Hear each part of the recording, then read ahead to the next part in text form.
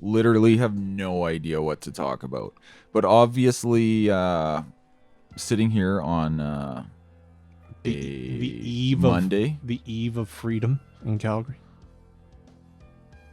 Well, okay, so yeah, the first thing to discuss is the fact that after a lot of fuss, Calgary, one of Canada's biggest cities, has repealed its mask mandate. And this was a few days after the province lifted basically all of its restrictions relating to the virus and so-called public health. And now, the first thing that jumps out at me when all the restrictions are basically gone is how many people are still wearing masks everywhere. I'm very disappointed in my fellow Calgarians. I was gonna say what a cunt Drew Farrell was, but I guess that's not surprising. It's not new. No, she's pretty much the same as always. She just likes to put her fingers into people's lives and screw around with them. Probably one of the worst city councilors of all time.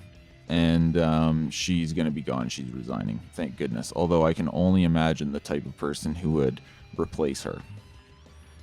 Sometimes the people who are in power, this is an important thing to remember. Sometimes the people in power, as bad as they are, they've become so corrupt and decadent and lazy that they don't actually screw around too much. And sometimes the bigger danger comes from the people who want to come in with big ideas, fresh ideas, and they want to fix things. I was thinking on the way over here, what is next for Nenshi? Like, he hasn't declared what he's gonna do. I have a theory. I think I know what he's gonna do. He probably wants to be a senator. No, Nahid Nenshi is gonna have he's gonna get on a bus somewhere in Vancouver and tour the entire country, entering pie eating contests. That would be hilarious. He would win all the contests. He could basically, like, in one bite, eat half of British Columbia. He must have greater ambitions. Otherwise, he wouldn't be behaving as such as he has been in the past year. Or maybe it's just spite. Maybe he's just like, fuck the people of Calgary. Fuck all of you. I was a prick to the end. You're all racists. I think he's a bit of a mystery, and I'm not sure anyone really has any good ideas about what is next for him. But some people have said, oh, maybe he'll be a senator, or maybe he'll run for a different kind of position. But there's a limiting factor that I think most people don't appreciate, which is the fact, and this explains a lot about him. But he, of course, lives with his mother, and I think he has basically for a very long time now. And I understand, obviously, that there's different situations people can be into, and sometimes they have to do that. But nonetheless, if you are an adult man, an adult bachelor especially, who lives with your mother, it has a certain distorting quality to yourself, your personality, I guess. And of course,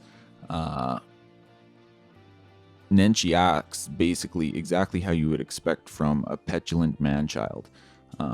And, I think that's probably all related. But if that's true, that might make it difficult for him to take certain positions. Why? Because his mom would be upset? Well, he might not be able to leave. Okay. Like, he might not be able to not live with her. And she might not want to go anywhere. She might be embedded in the community. Like, I really don't know anything about that situation other than the most general terms. But that, of course, may restrict some of his options. Maybe. So he's got to stick around Calgary? I don't know. I'm not sure what's in store. He's the 40-year-old virgin. He's Throw Mama from the Train. Remember that movie? I don't know. I just don't think he's, like, not interesting. He acts like he's very smart, but he's the classic midwit. He really has nothing to bring to the table. He's not interesting. He's never said anything interesting, like philosophically, or he's never really had any good ideas for the city. All of his ideas are dumb.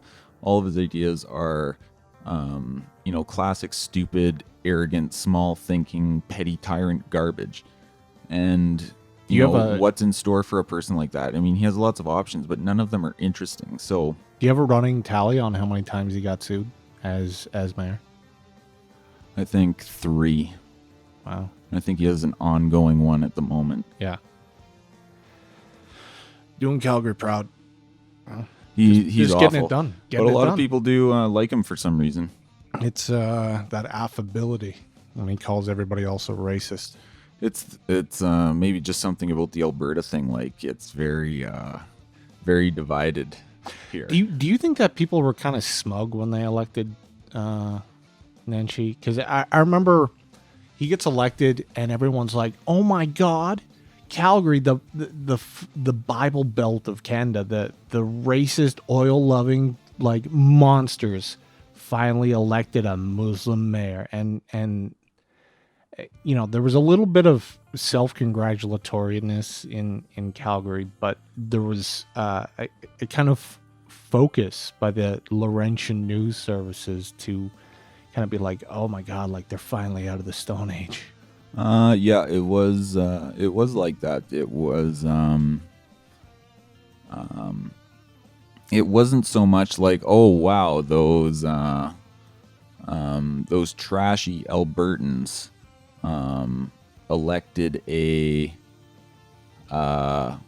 Muslim mayor for Calgary." It was more like, it was like passive, like it wasn't themselves Calgarians or Albertans that did it. Like, a Muslim mayor was elected, you know what I mean? Yeah. And not like, the good people of Calgary. Yeah, and so like, Despite, how do you like that? Yeah, it was rather than despite the people of complimentary, Calgary, it was yeah. kind of like, yeah, in spite of them. Yeah. Interesting small observation about. You see Jason Kenney running around in his summer jersey? I've seen him running around a lot. He doesn't have the pickup truck. He's trying to look really peppy and excited in all his video appearances. He's trying to get people amped up, open for summer, like awesome, yeah, amazing, cool, super. And it doesn't fit him at all. He looks pretty silly. Do you think that's the kind of youthful vitality that can lead us to stand up against the federal government? I don't know what to make of it. I think it's just interesting and weird, and I don't know, everything's kind of upside down for political stuff. But especially he's been shaking. It doesn't seem to fit his style, and I'm not saying his style was good before, but sometimes he came across as a competent, I suppose. And I mean, I'm saying relatively speaking, like he knew how to talk the talk is basically all I'm saying. Maybe he's taking for him a page from the Trudeau playbook. You gotta have costumes. Gotta have costumes. Get out there, because he's been shaking his jowls at Albertans for the past fucking year. Well, as we said last time, I think that's kind of changed. Like, it was very scolding and negative, and it's lately been very different and cheerleadery and bizarre, and I don't know. Anyway, I have an important question to ask you.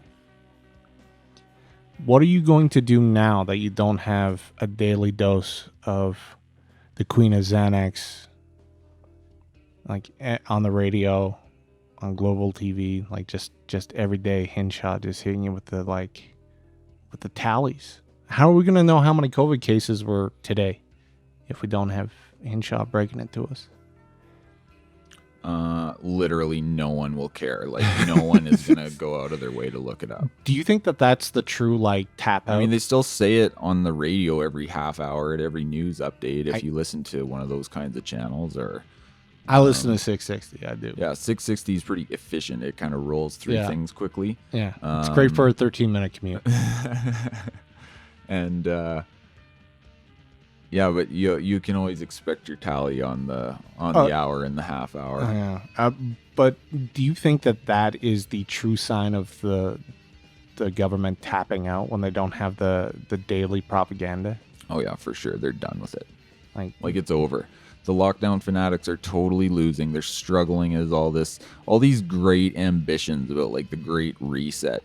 That some people on the right said these grand conspirators had, and some people on the left like kind of admitted to wanting. Trudeau literally said it in a speech. Yeah, a lot of people use that language, and it's not happening. Like, it's pretty much business as usual, except way more people are offed themselves, and way more economic calamity than would have otherwise happened, and a lot more debt has been racked up. The other thing that is beleaguering Jason Kenney is he's now 1 year out of this, and now he's got no pipelines. He's got, I think, at least 6 majors who just said fuck it. A bunch of banks who just said no. He's got, there's LNG facilities that are going ahead, but Keystone's dead. I think Trans Mountain's really only saved because the Fed saved it. I think it's drastic, harsh times for Alberta, and Kenny's gonna have to fucking live with that.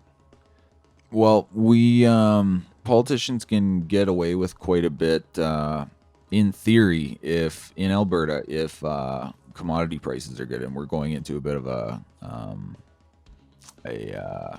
bull market for some of these things that Alberta sells a lot of. So, I mean, that's one thing that people can use.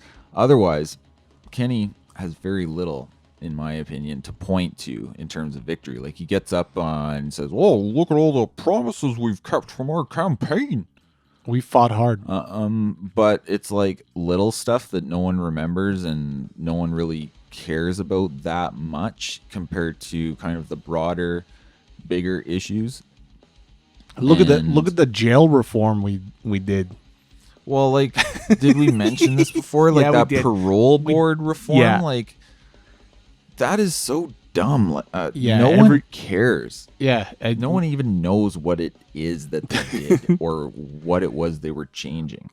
I think it's been relatively quiet, honestly, as we've been kind of building up towards this reopening from July 1st, which makes Alberta the first province to reopen. And that's pretty big. Like, that's a big thing. And that's a pretty sharp turnaround, considering the whole approach of the government, like even like 45 days ago. But the big thing now, like, it's not over, of course. Like, there's a huge mess to clean up. So now, if truly people are kind of getting over this a little bit, politics is about finding your next enemy. Like, what's the next big thing you got to go after? Climate. And it's going to be that's going to be the next. We're going to return to that cult. The focus is going to be back on that. But for kind of more immediate, I guess, provincial issues, or even just Canada itself, like, there's going to be some pretty bad economic fallout, I think. Even if, for the time being, Alberta's selling a lot of stuff that for which prices are growing stronger. So it's complicated and interesting. Do you think Alberta will get to pass some laws like the Quebecois, where we can pass laws that are provincial and it'll kind of supersede or override or complement the charter? Well, I don't know. That would be pretty interesting. But of course, the referendum's coming up October 18th to vote on equalization, whether it should be removed, whether Section 36(2) should be removed from the Constitution, which is hilarious. I don't know where he sees this going. It's not like the Fed won't let you. That's it. Unless you're a distinct society. So we should have had Kenney would like nothing more than for the referendum to fail. And I think it's basically like when David Cameron, the UK Prime Minister had to bring in the Brexit referendum because he basically promised to do it. You knew his heart wasn't in it. You knew he didn't want it, but he couldn't get out of it. He was basically stuck. So he's like, all right, and then he resigned when it went against him. Kenney will never resign. Would you Kenney agree? probably won't resign, but I think he can't. Personally, I mean, who knows? But I think he would prefer that the referendum just die. Yeah.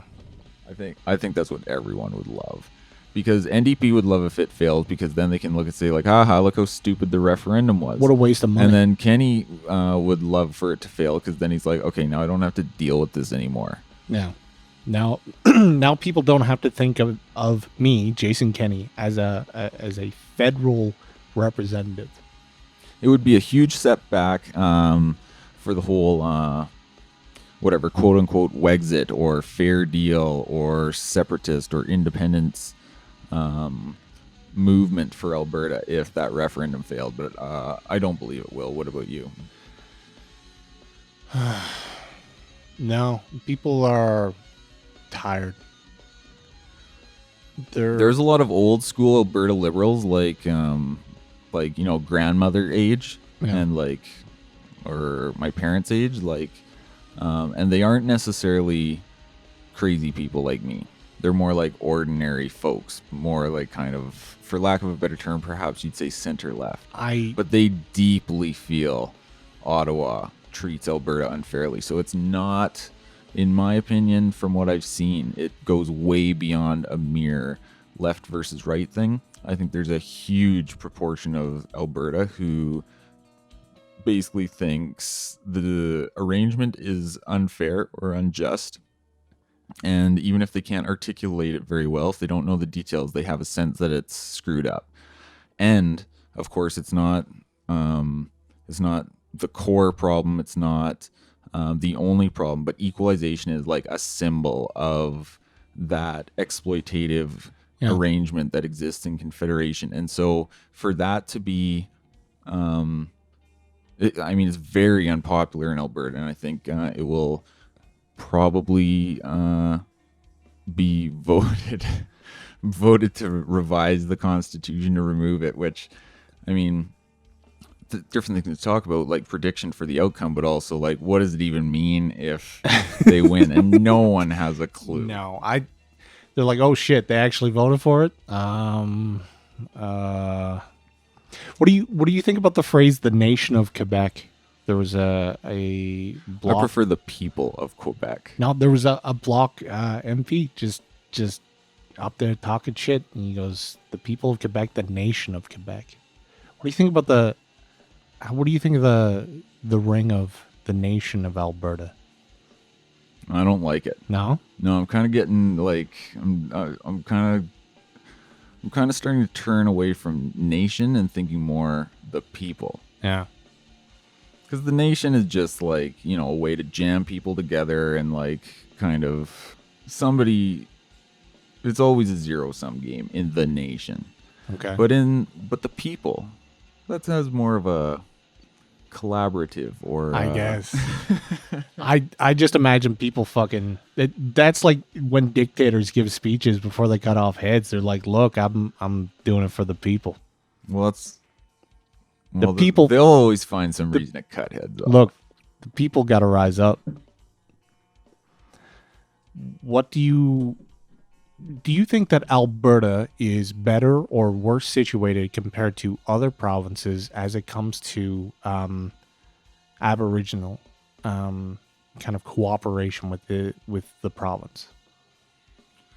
I have no way to answer that, to compare it like province by province or anything, or vis-a-vis the federal government or anything like that. Okay. I don't know if you have much to say about that. I know in New Brunswick it's just different. Well, I mean, it's different provincially. Like in BC, there's always the issue that comes up like, oh, there was never any actual treaties. And I mean, maybe in different places, the treaties are regarded differently with more or less credibility, and then there's like, the band by band or group by group issue. I mean, it's probably pretty complicated and hard to hard to break it down province by province. Remember when they were trying to audit all the band leaders? Yeah, and Where'd that go? What happened there? No, remember They backed off. No, they repealed that. The new government, like the Liberal government, suspended that law, or they did something with it. Like they stopped the auditing. Yeah, stop the audit. There was some accountability thing, and it was a big issue for some of them because, of course, there's a lot of, corrupt politics at that level too. So there was a lot of people lining their pockets. I hear a lot of that, but like, who knows? It could be sour grapes. But if you look at some of these, some of the reses, like it's rough. Like, oh, it's horrible. Can you imagine getting support and people volunteer, like they go like, look, this is a dry res. You just can't have booze here. Like, and they're like, well, why not? Like, well, look at what has happened. And they decided on their own that was what was best for that tribe. Like locally, what do you mean at the tribe level? If they want to do it that way? Well, there's a couple dry reserves. Or if the bureaucracy says that. No. It's tribal voted. It's tribal edict. Well, it's certainly. I mean, I can understand why they would do that, although it's certainly counterproductive and doesn't really address the problem at all, and makes it worse in most ways. I don't know. I'm just thinking Reserve moonshine probably can't be good for you. No, it's probably pretty good though. 1 teaspoon and you die. Oh yeah, who needs fentanyl ODs when you can fucking get a shot of this? Yeah, they're gonna do it regardless, but I don't know. Like I just see it as a gesture, as a symbol, as a sign. At least, I mean, when you only have hammers in the toolboxes, you know what I mean? Like, that's it. That's what you can do. You just ban stuff. No, all you need to do is set up some schools and properly. What kind of schools? What kind of schools do you need to set up? Well, that's the joke. Shit all over it. Government schools are never the answer. Yeah. Well, no. Well, if we could just get maybe some kind of religious organization involved, maybe just take it out of the hands of the state, maybe kind of steer more towards some sort of religious organization. Like a church? No. Like the Roman Catholic Church? Don't do it. What do you think about madrassas? Reserves. Yeah, the residential madrasa program. Dude, that would actually be kind of sick. I'm in favor. It just might not be a good idea. More brothers for the Nation of Islam, bro. No, I just think that is not the way to go. Residential madrasas? Why not? It's just horrible. There's so many ways. It's just horrible. That sounds like bigot talk to me. No, I'm just against all of it. Equally. Okay, but it sounds like a slight against the law to me. Infidel. Well, if you're gonna run your schools, okay, you gotta just work it out on your own. Okay. None of these programs. So, here's my question. Look, no programs, no government like grand visions to make society better. With some schools or some funding. It's called the New Society. Yeah, with no new societies. What about the Great Societies? The Great New Society? So what I thought about as I was watching a bunch of white people tear down Queen Elizabeth statues was, if people are so concerned with being on the right side of history when it comes to Canada, where they can go and tear down statues of the Queen and volunteer to go with some sound equipment to dig up bodies and start doing some research and try to find the people. I wonder if they ever stop to think that the people in the 1870s through the 1960s, Canadians, their parents, their grandparents, when presented with the problem of we're literally going to kidnap children and take them to these residential schools, they thought, not so bad. Could be worse. I mean, something must be done about the Indian problem. And they looked at what their government was doing, and instead of freaking out and demanding their head, like their heads on pikes or something, like, I don't know, it was the 60s. Do a sit-in. Just do something. They were like, it is what it is. And currently today, no one stops to think what ridiculous things the government is currently doing, or could be doing, or might soon be doing, that would place them in the same position as their grandparents, going, whatever. So the only way for these people to truly stay on the right side of history as they want to be is they have to stop supporting the state and all of its initiatives, whether they agree with it or not. Because this is what it leads to. It leads to a bunch of dead fucking children. Yeah, and that's the correct answer, just by induction or looking at the pile of evidence, but some people can't. It's But who will build an issue of faith. Like they won't give up belief in their God, the state. If only the right people were in charge, or if only they had the right knowledge, or if only they had the nicest people, or if only they had the whatever. It's always in the right conditions. The state will do what I want. The state will be my proxy. It will. It is a beast to be tamed. And it's like, no, it's no beast to be tamed. It's the beast that eats you, and people can't deal with that. It's too much of an inversion of the way people think, and it's too. Even for simpler things, we're very resistant to giving up something that we believe is true. So if it's something that fundamental, especially when the alternative seems to be anarchism, and when anarchism seems to evoke like people in masks running around throwing Molotov cocktails at people, it doesn't necessarily create the best impression. So it's always this idea that, the state's done all these horrible things, and it just keeps happening. And the worst things ever that have happened, it's always been the state. But by golly, it'll do what I want somehow, someday. It just makes me think of that but real communism has never been tried thing. And that's just what it is. Just replace communism with representational democracy. What's your problem with public schools? Well, really. Residential school program. It's like, well, real public schools have never been tried.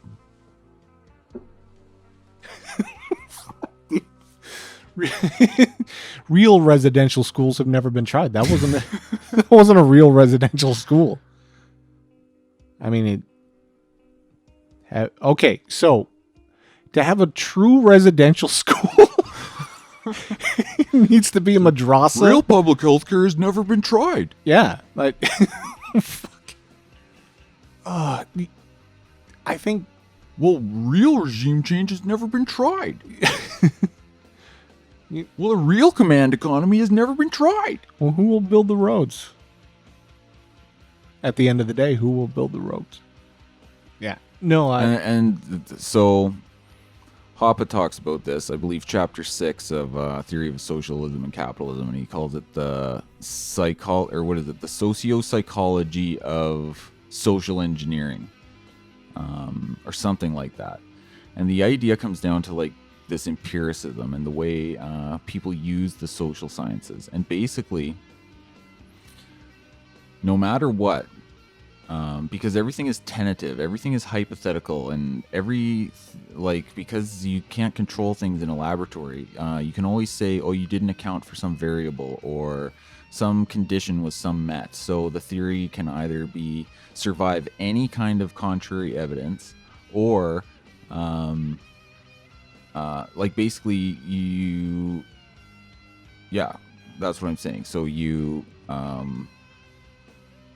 basically never have, no evidence will ever refute your position. Yeah. Because you can always say, a condition wasn't met, or there was some like parameter unaccounted for, or if some other thing was introduced, this would have happened. Yeah, external like interferences. Oh yeah, no, this totally would have been a great Cuban island, except if it weren't for the U.S. constantly trying to kill Castro. It would have been great. It would have been a paradise. Yeah. Or take your pick. I mean, it's all like that. Oh no, Venezuela only failed because U.S. intervention. I mean, that doesn't help. But come on. Come on. Whereas normally if I say like the minimum wage will make unemployment higher than otherwise, it's like, sure, that's good. I don't need to do the studies. That's how it works.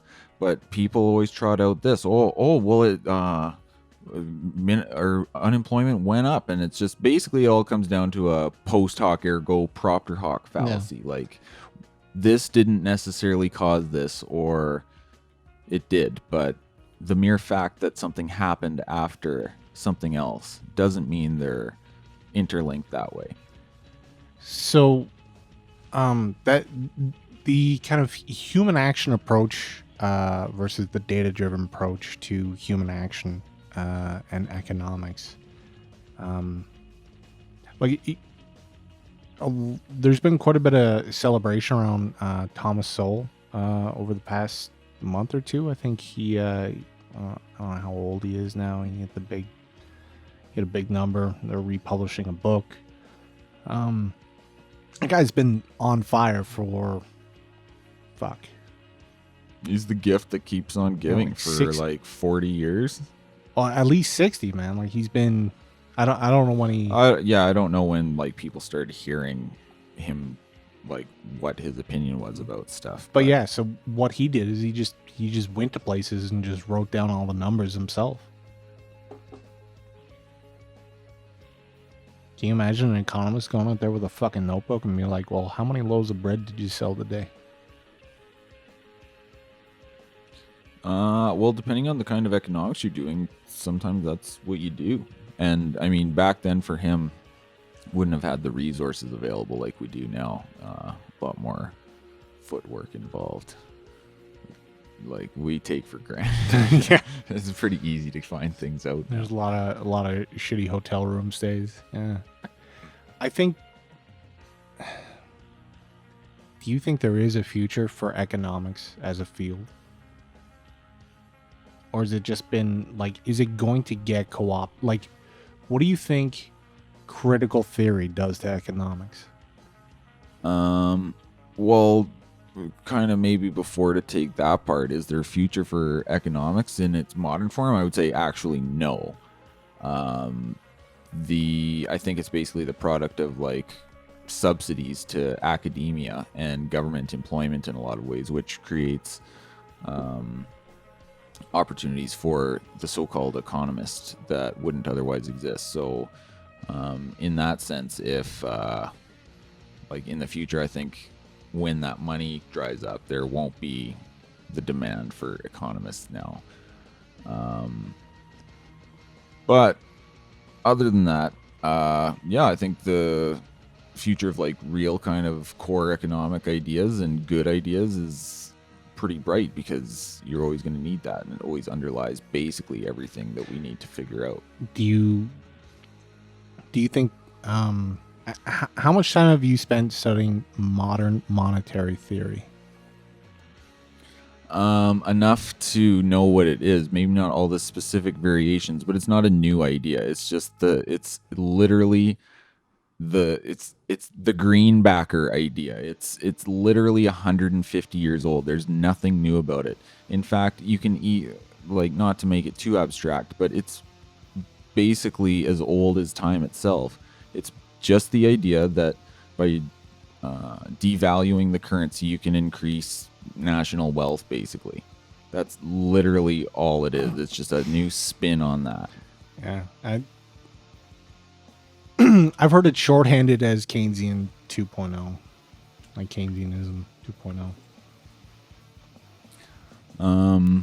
Well, I guess it depends, and maybe there's different specific ones, but if I just turn on this tap, it's more like greenbackers. I just turn on this tap that increases the money supply, and then all the jobs float up. It's so easy, and it can be explained in grade 8 science with my water model. Well, it's so dumb. It almost seems like it has to be true. I think it's because nobody fucking knows. It's so impossible to kind of conceptualize and understand. And I think that's why. No, it's you can have your cake and eat it too. It's literally a fantasy for idiots. I guess that's all it is. It's people who. It's dumb economics for dumb people. But I think you can get something for nothing. But any sane person knows that's a con job. But you need technocrats. I need technocrats. So that's part of the lie. That's part of the pitch. Yeah, it's like we're so smart. We're the wizards with the magic economic spells. Your theoretical island, your Carusoism, it's all bullshit. It's all made up. People don't act like that. Where's the data? Where's the data? I'm sick of your inference. I don't need data. Where's the data? You know what? Okay, but like... You know what? Without any data, I pretty much called everything about the virus from day one. Yeah, but at what point is that just skepticism coming true? Maybe the most important part of economic analysis is skepticism. Just sheer skepticism that if some asshole on TV or some bureaucrat or some government, legislator or executive branch, whatever, comes at you and says, "No, this is what we're gonna do." First point of your first economic principle is like the guy's probably wrong. Do whatever the government, do the opposite of what the government says. Just say no. Just say no. Well, so yeah, I think states need technomancers to give them their excuses to. Yeah, that's the role of the intellectuals. It's building public support. Look how easy it was to make people to put a disgusting mask on their face. Look how easy all it was to make people swallow this crap. It's like, oh, this guy's on TV. He must know what he's talking about. What about? Well, this guy works for the government. He must be smart. Doctors, can you imagine that thought going through your head? Doctors he works agree for the government, therefore he must be smart. Doctors agree. Doctors agree. They said doctors agree on the news. But the Delta variant, though. But what about the Delta variant? You probably noticed. But what about the Am I repeating myself? But you probably noticed when you look at a headline and it's like doctors criticize it's like two government policy. Like, doctors? How many doctors? The bare minimum. Bare minimum. Oh yeah, we made that joke. The bare minimum of plurality. So anyway, the technocrats are critical to building consent, building legitimacy. The state needs the technocrats for sure, but we don't need the technocrats. We don't need the state. We just need a piece of land, some whiskey, some guns, and a dog. Some cooperation. Isn't it funny that people romanticize the Wild West and never understand it as like a semi-art and like... It was absolute anarchy. You know why people like it? Fucking anarchy. You know why people like it, and you know why some people get it and some people don't? Why? All those Western movies, most of the time they come down to, there's like horses. Yeah. There's gunfights. There's like, badass dudes doing badass stuff, and there's, hot babes at the saloons, and there's all that stuff. But it really comes down to usually two things, and they're the two most important things. Property and family. A lot of those westerns I associate with revenge for family. Yeah, or revenge for money, which might be property unless you took it from someone. Well, there's the heist film, but like yeah, but like they kind of there's always this kind of like romanticism to the Western as a land of possibility, that is uniquely that it's not necessarily just for the immigrant. Yeah, I guess you would immigrate to the West, but the opportunity and the grandeur of self-determinism in the West, like that's as close as most white people will get to being immigrants again. Do you think people from Italy and Poland and Ireland and looked at like North America, and that was their Wild West? They're like, man, you can do anything. You can be anybody. You can make a fortune. You can make your bones. Yeah. Yeah, it was. There now I guess people want to go to Mars or something. Like the billionaires want to go to Mars. Get away the from same way the kings are like, we gotta explore these oceans and stuff. Get away from the poor people. Go live in my bunker Jeff on Bezos, Mars. he's stepping down from Amazon, and he wants to go to fly in space or something. Yeah. He's into the space thing. I don't get the appeal.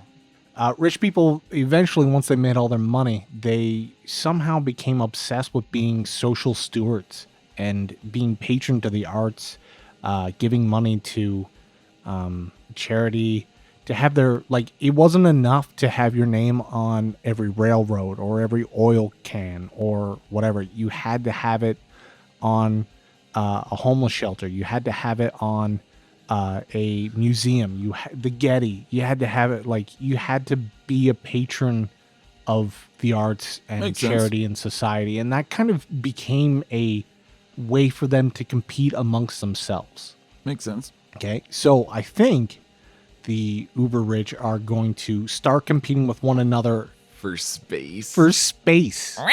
I'm gonna draw my dick on the moon, and there's not a fucking thing you can do about it. Well, they don't have much else going on. Like they seem our modern billionaires seem incredibly boring.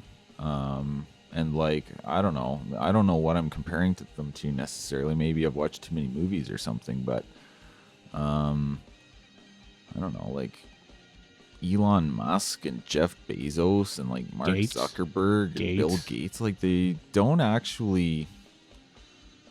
Oh, You Branson. know, I expected better. What about Branson? I don't know. They seem lame. I don't know what I want. I guess they just don't seem to have good taste. Like, where's the... Yeah, but Branson made it okay to wear jeans as a billionaire, which I had to tip my hat to because I can't stand wearing slacks.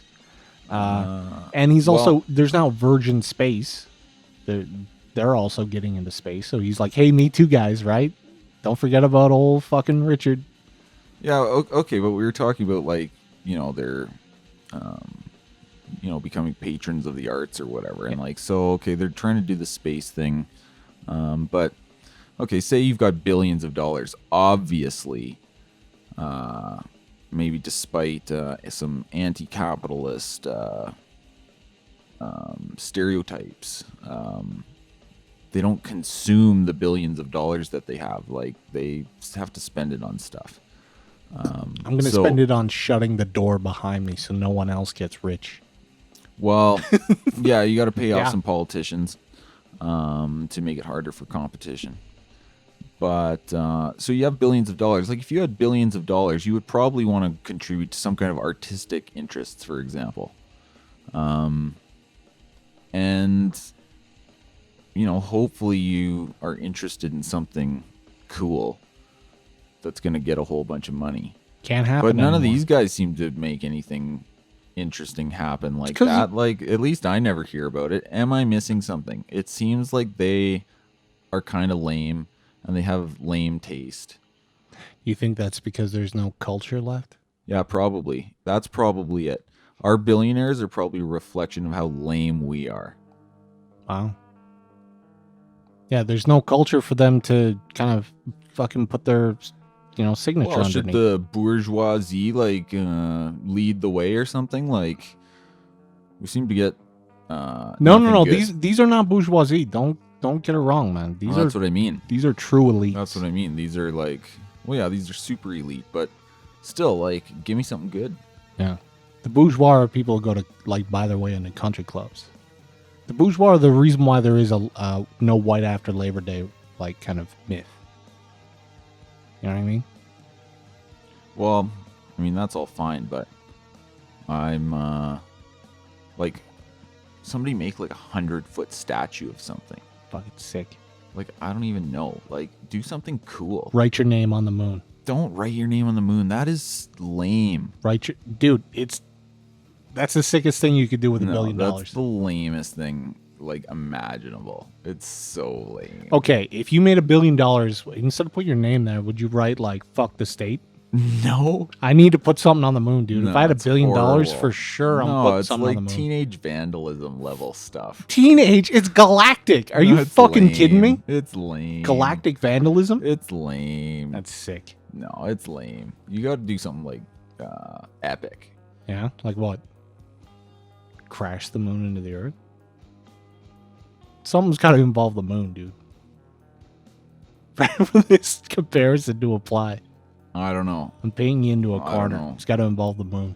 Well, the moon could be turned into a giant laser and then controlled from your iPhone. Okay. And then you can, like, move it to any point, like, in orbit. Okay. And then, target any politician. Like, so you could be like a James Bond villain. Oh, yeah? Like, so any world leader, you just move the moon right above. Yeah, you shoot can a laser. You can just anyone who stands against you and your laser. Yeah, you could Laser. just launch a bunch of satellites and put tungsten rods in them. Just drop them on people. Have to have good aim. No. No, that's the beauty of dropping a tungsten rod from space. You don't have to aim. It takes out like meridians of people. Oh. Well, no, you got to be precise. You don't want to just hit, like, random dudes. Fuck him and everyone who voted for him. You got to be like a James Bond assassin. So, precision shot. Do you think it's odd that, and just as a forewarning, I do not advocate any violence towards any politician, but I do find it surprising more politicians don't get killed. No, I'm not surprised at all because it's democracy. They're men of the people. Like, basically, we accept them all. And it's not like... So there's that saying, like, a corrupt monarchy is cleansed with a single drop of poisoned wine, and a corrupt democracy is only cleansed with, like, a river of blood. And it's like, I think it doesn't matter, and I think in a way people know it. Are you if you take out the leader, it doesn't mean anything. And I think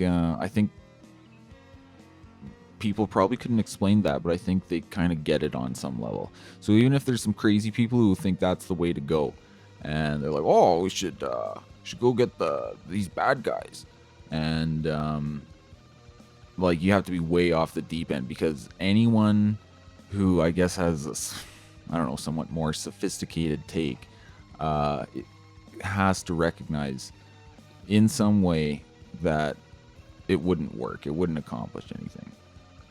I think it's because they started monitoring everybody who got a copy of Catcher in the Rye.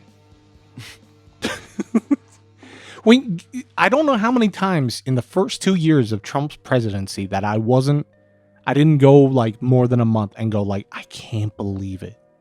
I can't believe someone hasn't fucking shot this guy. Yeah, I'm surprised, actually. Well, there was a few little, like, minor incidents, I guess. Yeah. I think there was probably some crazy shit that they never fucking talked about. But there's some little things that happen, like some crazy people go after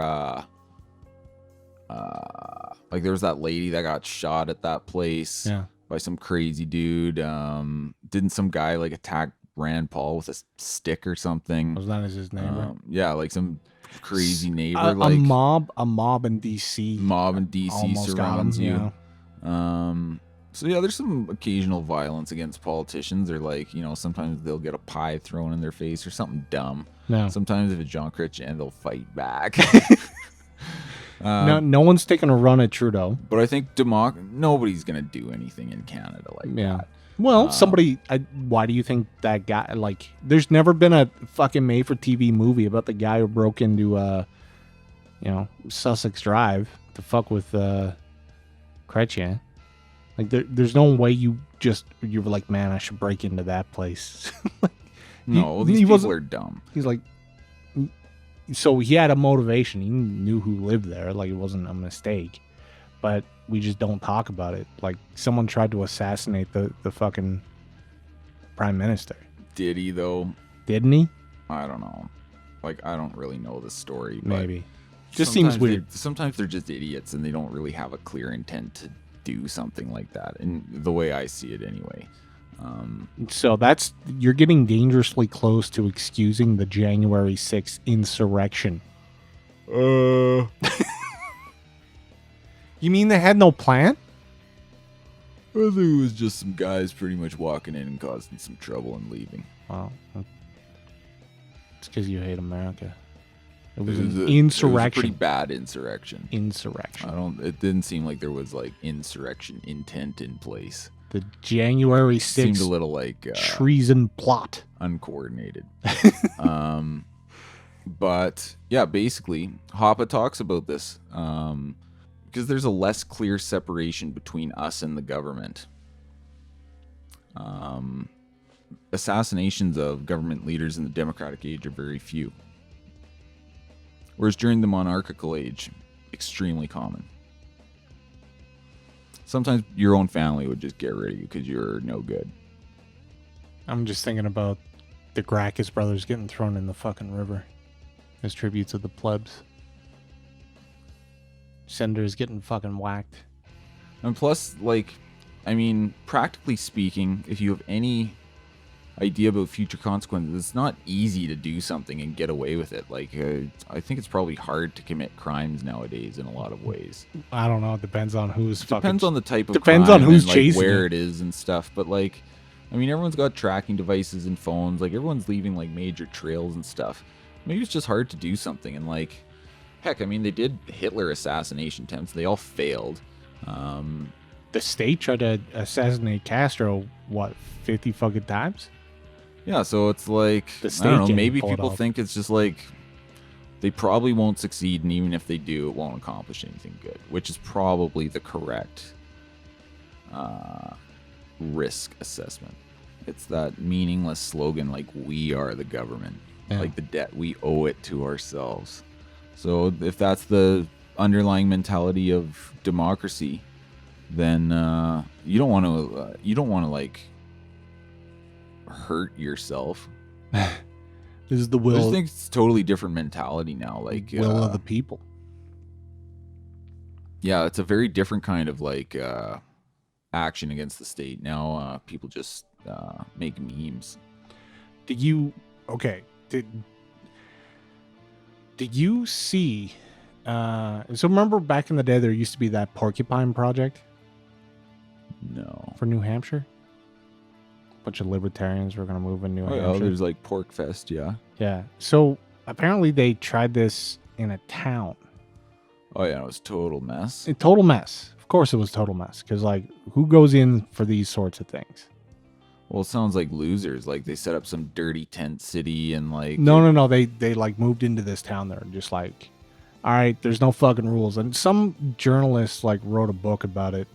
Because they're like, oh, in this shitty little town, there's never been a bear attack. And the libertarians move in and there's 3 in a week. Like, because they won't take out their garbage. This is anarchy. This is libertarian manifest. People who won't throw out their garbage. Well, the biggest problem with libertarianism is a lot of the libertarians. Like, I know the libertarian scene. There's a lot of, unfortunately, there's a lot of or low quality people in there. And then there's like the really high performing, or like, you know, the upper crust is like quite interesting and much more successful. There's a lot of like dregs who wind up in the libertarian scene. What would you and say is the way the that ratio? story was described? Yeah. Hang on, that the way that story was described, it fit like the ones, dregs. like Yeah. the dregs, like kind of the bums. And a lot of those people aren't even into like the philosophy. They're kind of like drifters from one fringe scene to another. They've never read a book. But they don't like authority. They're angry atheists. They're quite shallow and uninteresting. They're kind of Not all of them, though. the people that want to argue with cops about maritime law and the fact that they're travelers. Yeah, there's just like a lot of weirdos in the scene. But What do you think the ratio is in your experience? Correction, in your experience, the learned, or perhaps the upper crust to this dregs. What do you think the ratio is from your observation? People that are drawn to libertarianism. I don't know, maybe like a third. Okay, that's a pretty representative kind of ratio. Yeah, I guess so. I mean, like most people are. Libertarian scene has a lot of. Well, it's mostly male. A lot of engineers, a lot of nerdy types. But there's all kinds of different people who are kind of into that scene, and a lot of them like are doing pretty okay in life. Do you think there's a causal link between autism and alternative political theory? Probably. What is it about libertarian? But you know, autism is if you go by that one guy's idea, it's basically just the extreme version of the male brain. So that itself would explain like the male preponderance in a lot of certain kinds of more political orientations. Because there's a lot of autists that get kind of drawn to communism and also libertarianism. Well, there's a lot of people who are just fringe and like go from one weird thing from another. And part of it is because they themselves are on the fringe, and there's very little consequence if they don't build long-term relationships and they go from one weird group to another weird group and stuff. A lot of people are just like that, and there's basically no cost to fly by night from one kind of radical philosophy to another. Like in the libertarian scene locally, there's some people who you see a little bit and then they turn up somewhere totally different like a few years later, and it's like you could see it coming a million miles away because there was nothing there. But they liked to be different, or they liked to have the alternative view, and so it didn't really matter what the alternative view is, and a lot of times it depended on the individual circumstances at the time. Do you think that libertarians should be a little more selective about the people that they let into their clubs? Like, for example, to be a card-carrying communist, you had to read the book. So why isn't there more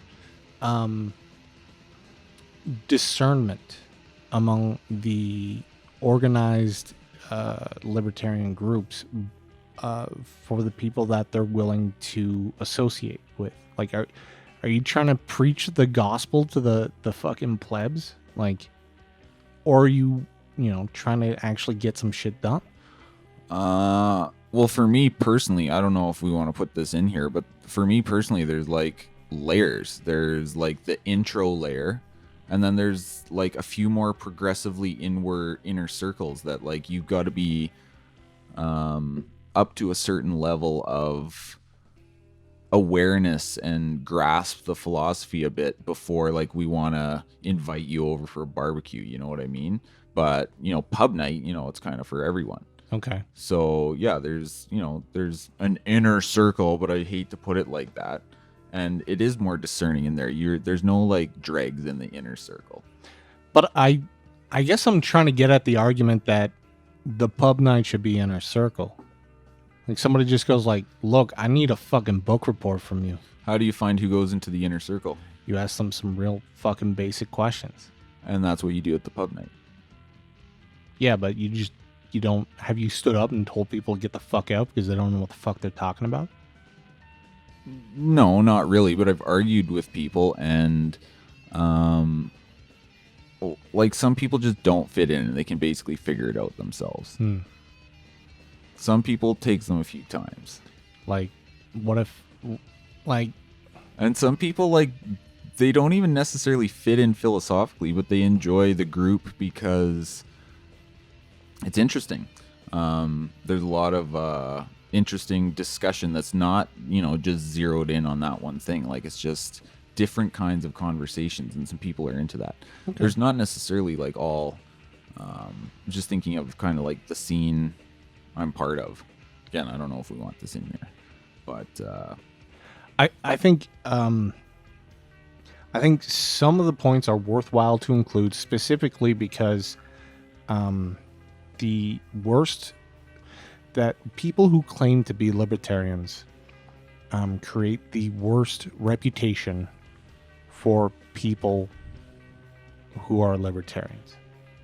And it's like, I'm not trying to true Scotsman these people, but it's true for everything. Look at the right wing stereotype about like the rhinos, stupid, uneducated, like redneck or whatever, and then think of like the worst example of like a social justice warrior, and it's like or obese, like pink haired buffoon with like weird piercings and stuff. There's all kinds of like bad images for every group. I know we're all cursed with them. Those are quite large demographically. Libertarians are not. So I'm saying that... Yeah, I would like the stereotype for a libertarian to be like somewhat nerdy, but charismatic guy in a suit. Okay. I would... like kind of cool, a little different, but otherwise like pretty normal. Like, has a job, married or has a family or whatever. Like not like a weirdo, not like a drifter, like a normal person who's kind of thought about this philosophically, has a little bit of a different instinct on these things. A lot of it is just kind of the way people are. Like there's certain psychometrics that you find in, left, right, libertarian, conservative, liberal, different groups. But yeah, there's a lot of negative stereotypes that are terrible, and a charismatic, nerdy dude in a suit with a relatively normal life would be great. Okay. Not weirdos. I should ask them. So not freaks. There's a place for freaks in every society. Yeah. But it doesn't mean, but it's what you put on the cover. Shouldn't they be physically removed? In some places, the non-freaks should be physically removed.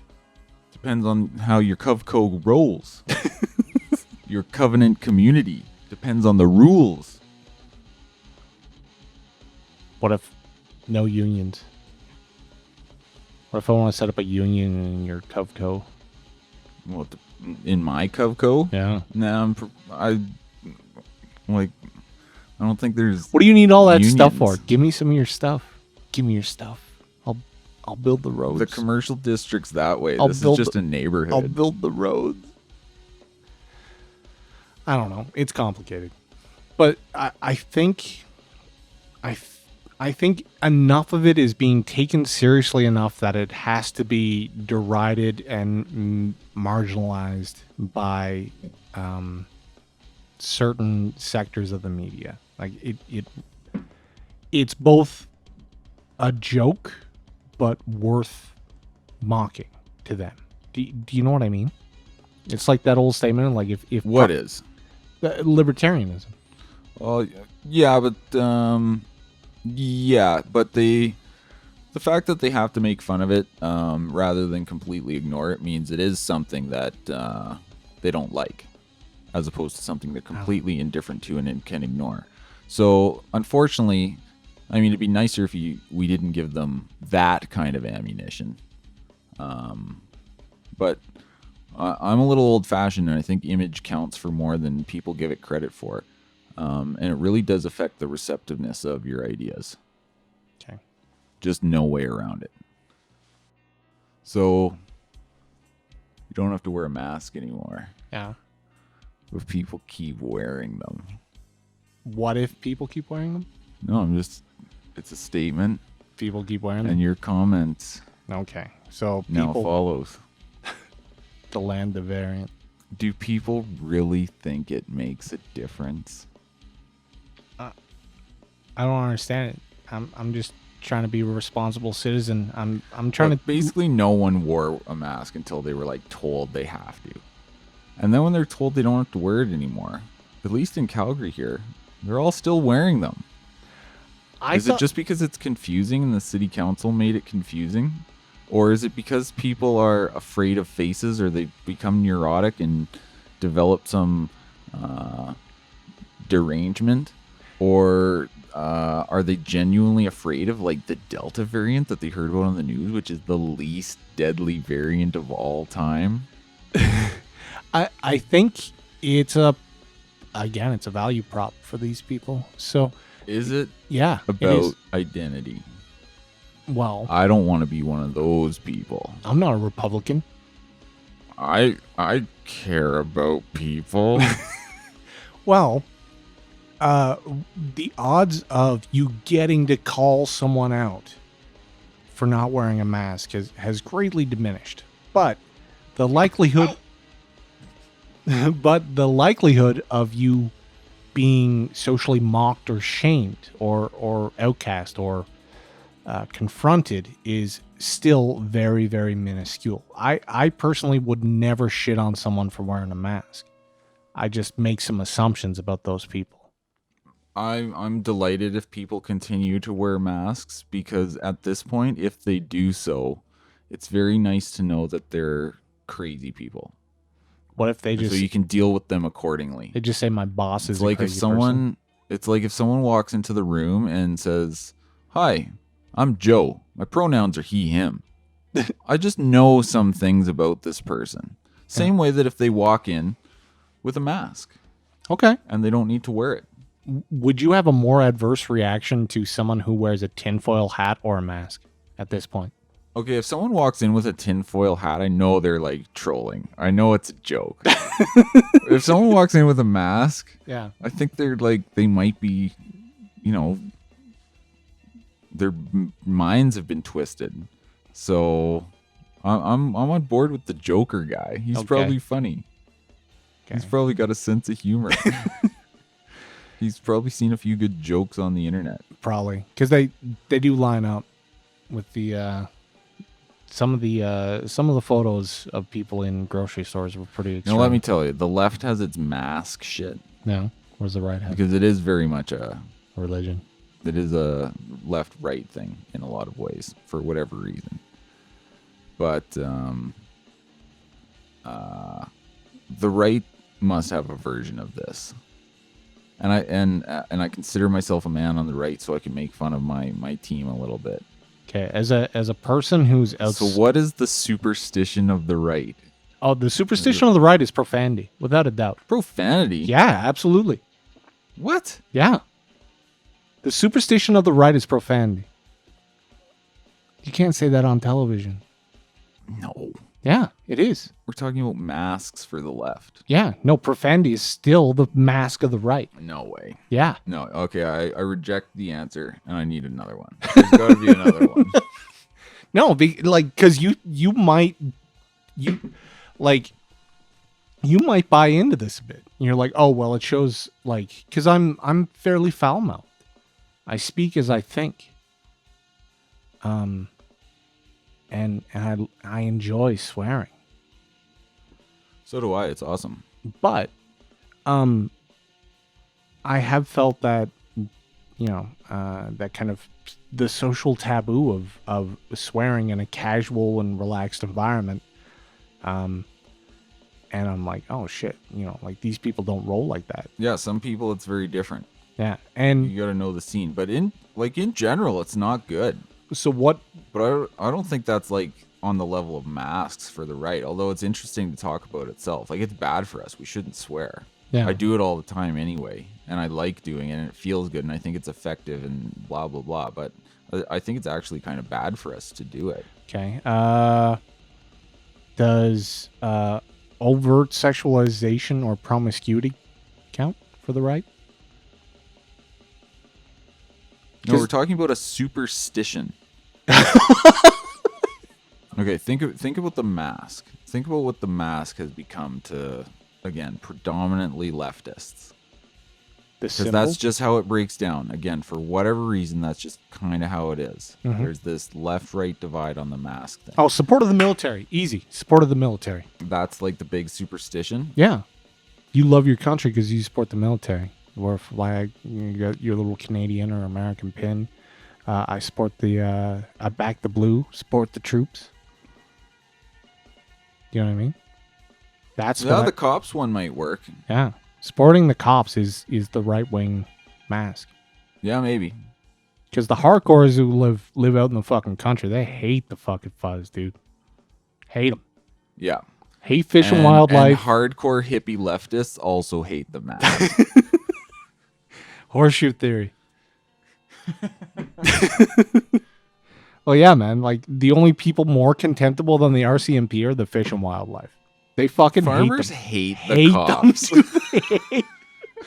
Hate them. Like, proper rednecks hate them. Can't fucking stand them. If a cop drives by, there's no fucking nod. There's no fucking how do you do. There's no hat tilt. It's just, why are you fucking here? Don't you have some chicken shit so tickets who to likes give out? the cops? Like, who are all these the right conservatives that the right wing like mask wearers? Yeah. And yeah, okay, so this category does exist. There is the lockdown fanatic, like mask fanatic right winger. Yeah. Which is like a different subgroup. Back the blue, support the troops. More urban. Yeah. And more like conservative party, like member type, like federal conservative party, which is like average. I think their average age group. I think it's like honestly 70 years old. Anyone who likes Ben Shapiro probably loves the cops. Yeah, Ben Shapiro is like, well, I mean, a lot of young people like Ben Shapiro too, because I don't see Ben Shapiro is one of those things where it's kind of like a gatekeeper for more interesting things on the right. He's kind of like, I'm the approved right winger. Oh, like anyone over there is banned. Come check out or PragerU or okay. Here's the question. That's what Jeff Kerwick or Alana Mercer would call like Big Con or like Conservative Inc. Big C. Big Con. Yeah. Or Conservative Inc. And it's like the establishment approved version of conservatism, which they would characterize as basically the left. Yeah. And that's like what all the Conservative Party is. Like the Conservative Party of Canada is big. They're trying to be like Justin Trudeau, but like a weird ambivalent version of it. Maybe. What do you think about Poilievre's Q&A section in the House of Commons when he was talking about Bill C-10? Remember that? You watch it? I don't know. I've seen some stuff, but I don't know if I've seen the one you're referring to. So he basically goes like, look, you know, why do you need internet censorship? Why do you need control over the internet? Why do you need these things?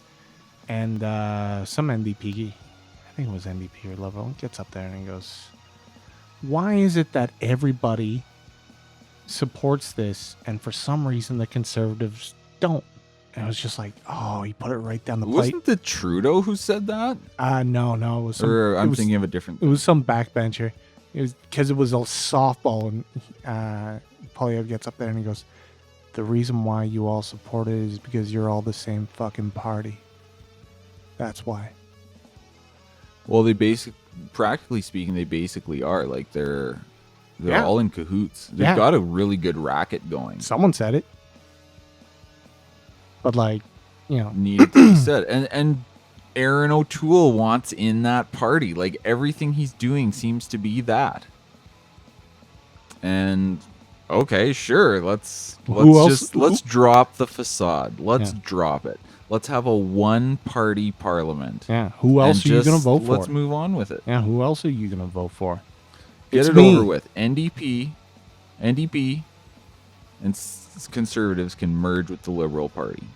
And then you have the Bloc Québécois. Yeah. And then you can have the Greens. They can be separate. Yeah.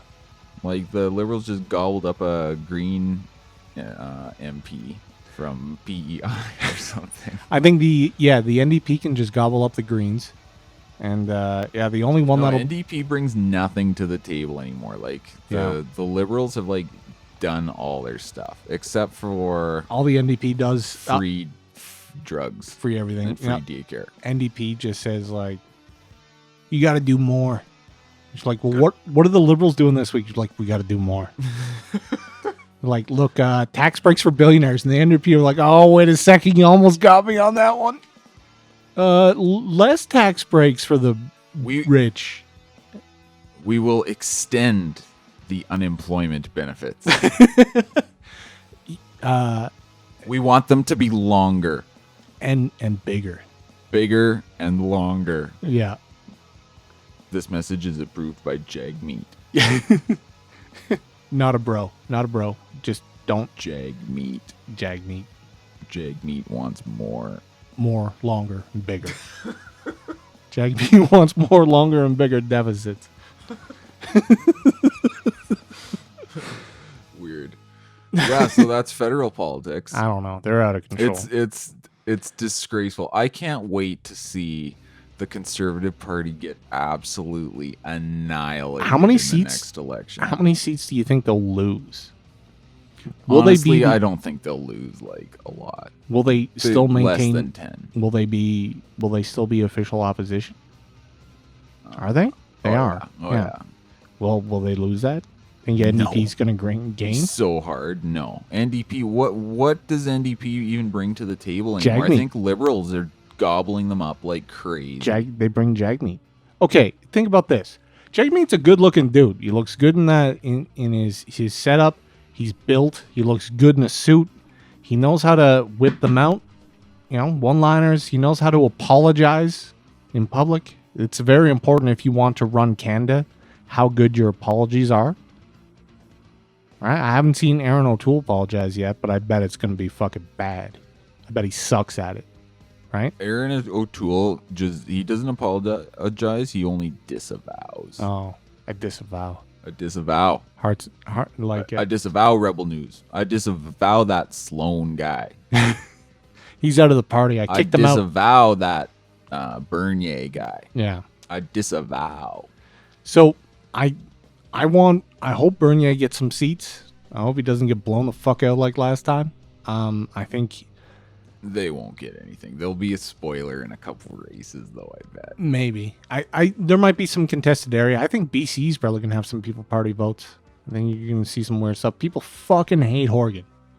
He has been... Yeah, but Horgan's provincial. I know, but he, just like anything else, I think provincial parties that are aligned with federal parties are like it can be bad. It didn't work out for Notley. The local representatives. Do you know what I mean? But are they allied? Because you've got Ottawa building TMX and Horgan's like, no, I'm against it. And so he's got like the external enemy. He's like the Saddam Hussein. Okay, well, maybe, but that's because people... I'm fighting them, but they're not listening to me. Oh, what party is he? NDP. Yeah, and they hate anything that the Liberals want to do. So opposing the Liberals is good NDP policy, except when it benefits British Columbia. Do you know what I mean? Mm-hmm. So Horgan comes out last week. Was it this week? No, last week.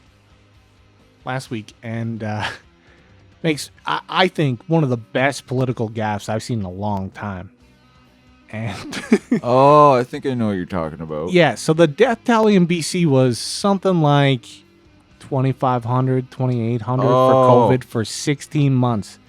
They roll out, they had like 100 deaths at the time that he said this. And he said, look. Was it the heat wave deaths? Yeah, heat wave deaths. He goes, look, man, that's just a matter, like, those are the facts of life. Like, these are these things happen. Like, and he went so far as to say, you knew this was coming. That's weird. Yeah. What, is it a climate change thing? No, like look, you had it coming? Look, no, it was like, look, you knew this heat wave was coming, and you guys didn't, like, this shit just happens. Yeah, it never goes over good. Yeah, so the death tally now is close to 500 plus probably, if you don't count the fact that the entire town caught on fire. But so sudden deaths, it was people having fucking strokes, and they didn't. It's like people not having AC in Canada is to America. Americans are like, what the fuck do you mean you don't have AC? Yeah. Like, who does that? And I finally got to experience that because remember when that storm went through Texas? And people were like going to the hardware store to buy wood to burn it? And it's like, what do you mean you don't have a heater in your house? It's only -5. What the fuck is wrong with you people? Like a couple inches of snow and -5, you guys are all dying in your houses? So yeah, that's Canada. We die in our houses suddenly because we don't have AC. So and cold kills way more people than heat ever did. Yeah. So a quarter, like 25%, or almost coming up on 30% of the total COVID deaths equivalent happened within 2 week span in BC. The government's response to COVID was to lock everybody in their fucking houses. And meanwhile, we need a heat wave lockdown. And the response to the heat wave was, you should have seen this coming. And that's just living. Like, those are the facts of life. Dying is part of living. Well, I think we know it was never about politics. Like, talk about the mass slipping. Or it was never about the health or saving people's lives. It was all... They don't give a fuck about you. No, they don't care about you at all. And if you think otherwise, you're an idiot. They never... It's like that thing you were saying before, how... Oh, they passed a specific law so you could have a specific kind of protest in the middle of the pandemic that they're saying is so dangerous. Everyone's going to die if you go outside after 9 o'clock or whatever. Ford made an exemption for anti-hate rallies. Oh, yeah. Special kinds of rallies. Yeah, only if you think this. Wasn't it for the, like hit and run or whatever, like vehicular homicide? Yeah, so you could have a vigil. Yep. So you can have, no one else is important enough to have a funeral, but this specific kind of thing that's very politically valuable at the moment to kind of like seize upon, and basically literally these disgusting people standing on the bodies of like a dead family so that they can get some political points and like make some kind of protests or some kind of activities legal during the pandemic, when you've been like sending the cops out to punish people for the most insane, just, what can we say? It's so predictable. And of course they did it that way. It was never about public health. It was about a power trip. Yeah. The fact that it's so arbitrary is the point. Yeah. No, but this is different. Don't you understand? Can't you get that through your tiny conservative head? This is different. Hate kills more people than COVID. Yeah, well. What did you think about Did you watch any Jagmeet's speeches during that week? No, I can't stand the guy. It was... I can't stand listening to political speeches. It's... You have to do it because these are the things that permeate the Geist of Canada. And you have to watch these things. You have to... Oh, yeah, we get that every day. Like, so what does he bring to the table that we don't get every day? Is there something you would say? No, just more of it and more authentic, because his skin is a little darker than Trudeau's, and he's never done blackface. That we know of. Like 3 times in a row as an adult. I bet you he's done something scandalous. How can he not mention that every other fucking month? What, blackface? Yeah. Because he's on Trudeau's team. Oh, that's true. He doesn't want to rub it in. How come O'Toole doesn't do it? Anyone smart would... Because he's on Trudeau's team. But I mean, they still want And power. maybe a focus group said it doesn't play well. Oh, it doesn't track well. The I same don't know. focus I group think it's that is hilarious. I think it literally never gets old. is that the same focus group that is telling O'Toole he needs a carbon tax? Like, sorry, I don't take lectures about racism from politicians who are probably the most like despicable racist people of all. Agreed. And like you said, Trudeau, like the ultimate epitome of so-called white privilege. Yeah. And gets the least heat for it. And he's literally the poster child of the social justice, like critical race theory boogeyman. Yeah. And he's got 3 rounds of blackface that we know about to go with it. Remember that, like, he said some dumb shit. I mean, the Indian thing was kind of patronizing, I thought, although I suppose it could be interpreted differently, but it didn't seem to get a favorable reception.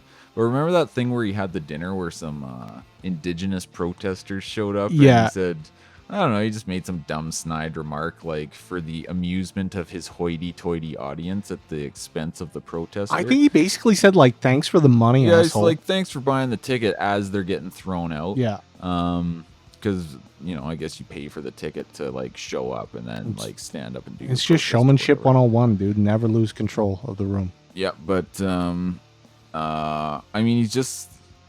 Some people just kind of give it away, you know what I mean? Yeah. And a lot of times it's the people who have... It's like the people who tell you how honest they are the biggest liars. Yeah. And the people who tell you how good they are at something are often not as good as they say. Same thing with the people who think racism is the biggest evil and they're like, it's important that they fight it and they recognize their own racism and racism. Those people have the darkest shadow hiding. I just need power to fight it. I hate those people. It's the greatest scourge of our time. I just need your power. Like, I need you to give me power so I can fight it. You're not a racist, are you? It's like the virus people. It's the scourge of our time. I just need power to fight it. You're not a conspiracy theorist, are you? I just need power. And if I had that power, No power for you. I could save you from your enemies. I could save you from all the dangers. It doesn't work on me. Try that on some idiots. It'll work. If you Works every time. If you don't give me power, we'll never colonize Mars. I don't give a shit about Mars. Like, seriously, it's not a big deal in the grand scheme of things, but, like, I would fucking cut NASA off. All the Canadian space program, cut that shit off. I think I realized something the other day. Erin O'Toole kind of looks like a toe. Ever notice that? He's funny looking. He No, he looks does kind of look like a toe. or like a thumb. Just he looks like a thumb person. Erin O'Toole. He looks like a little garden gnome or something. Like I think he has a weird facelift and something about his eyes. Like he looks No, to me it's weird. something about his neck and jowls. Or like maybe cheeks. I like don't he's so lame. know. Yeah. He's a good designated loser. All right, I think we're close to the end. Did you talk to the mysterious British man at all? No, not recently. Oh, you should try and track him down. Yeah, I'm pulled in a lot of directions, so there's a lot of marginal things that are getting What could be kind of more pushed to the bottom. What of the could be list. more important than spreading the gospel? Nothing. Nothing. True. So Evangelion. fuck, don't even. That's the Greek word for gospel. Okay. Men of culture know that. Fuck. Okay. Yeah, I'm not in your inner circle. I'm down here with the plebs. If you really go deep, you start talking about the proto-evangelium. I don't care. Genesis chapter 3, verse 16, I believe. Look it up, people. You gonna pull the Alex Jones? Look it up. I got the papers. Look it up. Look it up, people! Look it up, people. Check it out on Google! Yeah. So yeah, we got I set up a Twitter account, so West Barbarian, because there's a character limit. I can do Western Barbarian. So West Barbarian. I'm getting that. I'm trying to get the podcast distribution through Anchor kind of set up this week or next week. Probably after I trim this thing up. It's nice to have a couple in the can before you kind of like send them out. The Don't Forget What They've Done video I'm gonna sit on for a little while, maybe another week or two while I think about stuff, whether anything's got to be trimmed. But it's a fucking banger. Like I said, I'm a neophyte in the ways of propaganda, but like I showed it to my buddy and he goes, so This is the info war. I showed it to my friend because I value his opinion, and he's he's not hardcore about anything really, and he goes, so what, are you just trying to make people mad? Yes. I said, yeah, in a way. Did you see those extremist warnings going around on the internet? On the Facebook? On the Facebook or Yeah. the Zuck book? Yeah, did you I didn't get one because I am the extremist that they're warning people Did you take a subtle poll of your friends and I've associates? actually got a 30-day ban going right now. Yeah. On Facebook. For just being too real. Just too based for Facebook. The Boomer Thunderdome. It was too hardcore for Facebook, man. Yeah. I was smashing commies and bigots. Yeah. With my hammer of truth. Yeah. Too based. And I got banned by Facebook. Banned. Under their community guidelines for bullying and harassment. I will never set up a Western Barbarian Facebook account. I'd rather die. Oh, dude, Facebook is hilarious. It's going down in flames. Yeah, I'm not trying to chase these boomers because fuck them. Like, do you often feel absolute contempt for anyone over the age of 60 because this is all their fault, or is that just too easy? It's all our faults. Yeah, like true. You can't blame any one group. But if one group is more to blame. Well, yeah, the people have been around longer, but yeah, that means it's called seniority. Anyone like 5 minutes younger than us can blame us too. Fight me. So everyone younger than us is blaming us as well. But they're not training in caves. Basically, it's everyone's fault but mine. Like, I accept no responsibility. Older people screwed it up and younger people are screwing it up. Me, I'm perfect. I didn't do anything wrong. Yeah. So, yeah, I'm gonna send that out. I hope people watch it. I hope people get angry, and I hope people never forgive Jason Kenney and or Dina Hinshaw. I'm not gonna let them forget. We've got some stuff on the go. Yeah, we've got some efforts. Yeah, some endeavors. Are you gonna buy a billboard? No. No, but that would be hilarious. Should do it, Bernier style. How would you consider it a success if you bought a billboard and they had to take it down because it was too offensive? Yeah, it would probably get some attention, but then of course it's been taken down, so like I don't know. No, but the story of it being taken down is more important. Yeah, what if you don't get the story? What if it's just kind of like quietly removed? Never gonna happen. Well, I don't know. I mean, it depends on the circumstances. I can see it going a few different ways. Yeah. But it would be hilarious. So what's on the go? Just some stuff. You can't do that. Okay, so now that the restrictions and lockdowns and stuff are over. Okay. Now you're gonna have a barbecue? Basically. How big of a barbecue? With politicians. A barbecue with politicians? That sounds like fucking... with their political career is going to be on the grill, burnt to a crisp. That sounds fucking gay. It's going to be epic, man. Oh, is this a metaphor? Of course it's a metaphor. Okay. Not having a barbecue. I don't know.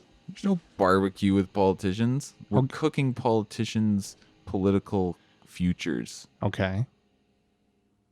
But why did you have to wait till COVID was over for that to happen? Well, you can't clean up the mess before the lockdowns are over. Like, that just had to happen. Okay. Now that that's happened, we've dug ourselves out of that hole, but there's a lot more digging that has to happen. And so that's the next thing. And we're working on some scumbag politicians. Okay. Making them suffer. I have a crazy take on this one. I don't think any anti-maskers or anti-mask rallies or freedom rallies or bitching about the government, definitely not what we've done. Definitely not what anyone else has done. Like, even the Fight the Fines or I Will Stay Open or anything Rebel News was doing, because they were probably the most organized anti-lockdown org in Canada anyways that I've seen. Nothing anyone has done in the past year against lockdowns, restrictions, anything has made one fucking lick of difference. I disagree. I think this had to and run. You know why? Why? Yes, to some degree it had to run its course, but there's a difference. And all you have to do is compare, for example, Alberta and Ontario. Uh-huh. There's a difference there. And it's because there was so much more opposition in Alberta. They didn't have the kinds of campaigns we had, like going directly to the MLAs and making them feel the heat. We had a far greater proportion of our population here against this stuff, which means there was also a greater proportion of people willing to, again, bring the heat, put some pressure on, spend some time. Ontario, like the premier, political leadership there, they just don't have that kind of opposition. I think it clearly does. Okay, but they're opening up at roughly the same rate, dude. Do you think they all waited for Alberta to say go before they did their fucking dramatically? Because they've all accelerated their process because of us. I think the first people to back off of their restrictions was actually the East Coast. I think Newfoundland dropped its shit back in... No one is even paying attention to them, though, because they all love it. Okay, but maybe they're following their leads. They don't even care. Like, half of them probably don't even realize there was a lockdown because they're all on welfare sitting in their houses anyway. There was a protest.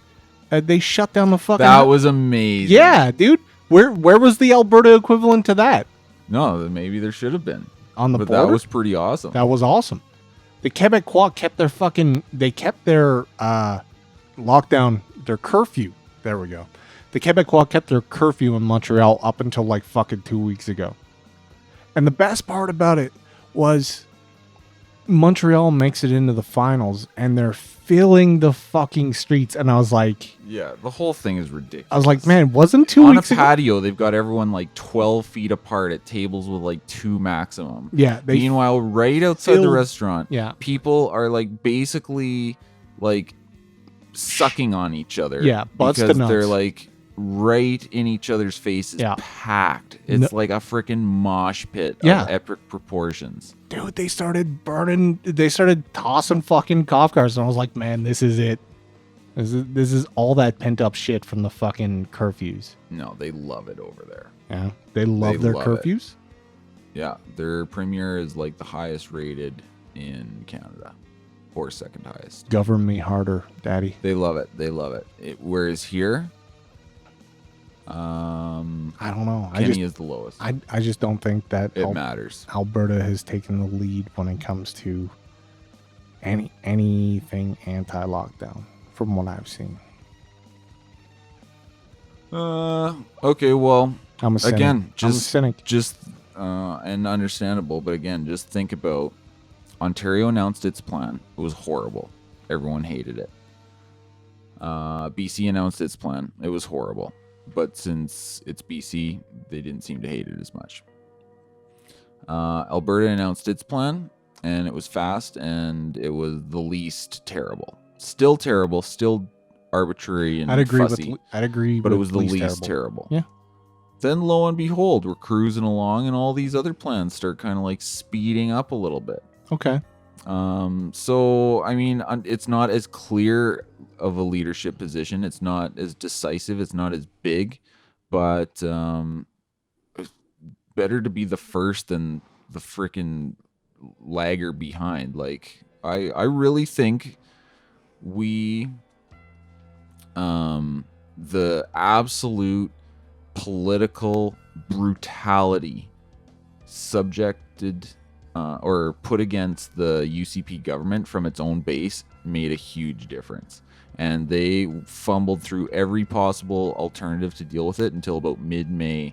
They finally collapsed when they finally had the numbers to justify it. I'd like to take a moment. Otherwise, they would have waited. I'd like to take a moment and give a shout out to anyone from Australia. As bad as I feel about being Canadian, I would feel worse if I were Australian. Enjoy your lockdowns. And Australia is the place they keep pointing to and saying, lockdowns work. It works so good that the virus keeps coming back, and they keep having to lock down over like literally half a dozen cases that show up somewhere. It's insane. That is not working. None of this shit worked. The people say, oh, there never was a lockdown, blah, blah, blah, blah, blah. That's how real lockdowns were never tried. No, but if we tried the lockdowns like this, that's a true lockdown. We need a circuit breaker, a true lockdown. Shelter in place. The language, like I hope some of these things I never hear again. But yeah, shout outs to Australia. Circuit breaker, or flatten the curve, stop the spike, protect each other in this together. Stay together. Safe, stronger together, staying apart so we can be together. Like take your pick. The cringe, like the assault on our very humanity with these like pathetic slogans that people embrace. Stay home, stay safe. I don't support our dictator for me. I support our dictator for you. But yeah, shout outs to Australia. That's what you get when you give away your guns. Take it from another Commonwealth. They're trying it on us. Pray for us. Because we see what happened to you. Yeehaw. Yeah. Cowboy. That's why shoot opposed was all gun fucking restrictions. Yahoo. Alberta. Alberta. And guns. Have you talked to anyone from Ontario or back east? Like what is I know what I think about those fucking guys. But what are the what guys? Anybody who wasn't out fucking lighting shit on fire in Ontario or Quebec. I know what I think of those people who tacitly like just be like, oh, you know, I think this lockdown should be stronger.